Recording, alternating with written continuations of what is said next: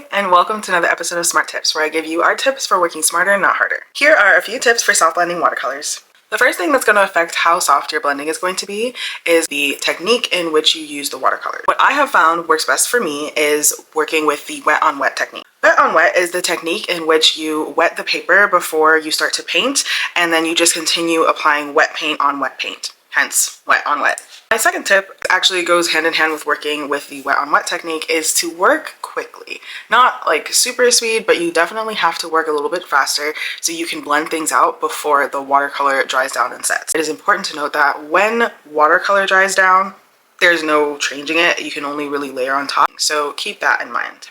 And last but certainly not least is always be blending. As you're working with your wet on wet technique, you always want to be blending out into the rest of the areas and then feathering, which is just kind of like lightly blending out the edges so that they appear more smooth and they appear more seamless. And that's all I have for today. I hope you enjoyed today's tips. Please feel free to like, comment, and let me know if there are any other tips that you'd like to learn about.